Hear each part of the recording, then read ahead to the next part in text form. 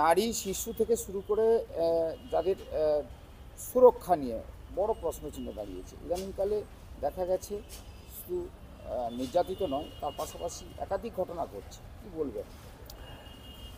সবথেকে বড় সমস্যা এই মুহূর্তে দেখা যাচ্ছে যে পাচারটা প্রায় বন্ধ হয়েছে অল্প বয়সী মেয়েদের ক্ষেত্রে, নারী ও শিশু পাচারটা, কিন্তু যেটা বেড়েছে সেটা হচ্ছে বাল্যবিবাহ। আজ এই দক্ষিণ 24 পরগনায় বাল্যবিবাহের ঝোঁকটা এবং বাল্যবিবাহ করার টেন্ডেন্সিটা প্রচুর পরিমাণে বেড়েছে, যেটা সামলাতে আমরা সবাই এবং প্রশাসন প্রায় হিমশিম খেয়ে যাচ্ছি। এই বাল্যবিবাহ করার যে কুফল, সেই কুফলটাও আজকে সমাজে প্রতিফলিত হচ্ছে। আমরা বারবার যেটা বলতাম যে বাল্যবিবাহ মানেই হচ্ছে দেখা যাবে যে তারা সংসারের কিছু বোঝে না, আবেগে তারা বিয়ে করে চলে এলো।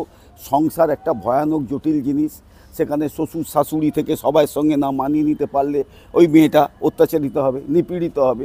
তার ফল আজকের পাওয়া যাচ্ছে। কিছু কিছু ঘটনায় দেখা যাচ্ছে যে অল্প বয়সী গৃহবধূ আজকে নিপীড়িত হয়েছে, অত্যাচারিত হয়ে প্রশাসনের দ্বারস্থ হয়েছে। প্রশাসন সেখানে ব্যবস্থা নিয়েছে, কিন্তু সমাজ থেকে এই মূল জটটা, এই মূল শিকড়টাকে কিন্তু আজকের উৎপাটিত করতে হবে।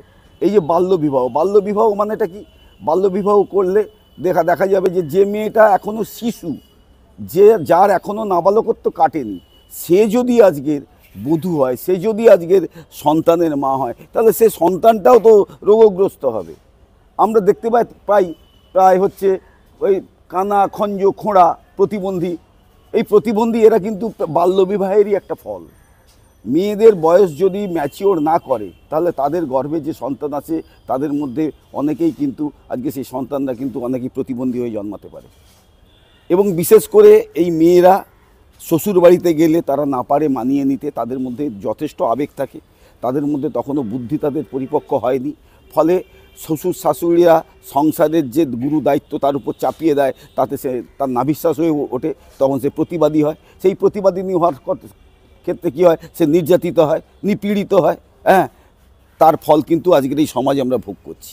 তাই আমি সবার কাছে বলছি, আর সমাজ এবং প্রশাসন সবার কাছে অনুরোধ, শুধু প্রশাসনকে দিলে হবে না, এই অ্যাওয়ারনেসটা প্রত্যেকটা পরিবারেই হওয়া দরকার। এটা সমস্ত জায়গায় যাতে এই বাল্যবিবাহ না হয়, বাল্যবিবাহ হলেই প্রশাসনকে আপনারা ফোন করুন, এই বাল্যবিবাহ আটকান, যাতে ওই শিশুটার ভবিষ্যৎ যাতে না নষ্ট হয়, সেদিকে আপনারা সবাই সচেষ্ট হন। এবং যাতে এই গৃহবধূ হত্যা কিংবা গৃহবধূ নিপীড়ন কিংবা গৃহবধূকে অত্যাচার থেকে যাতে গৃহবধূরা বাঁচে, তার জন্য সমাজের সবাইকে সচেষ্ট হতে হবে। আমার নাম সুব্রত পানিগ্রাহী, আমি একজন সমাজ সেবক।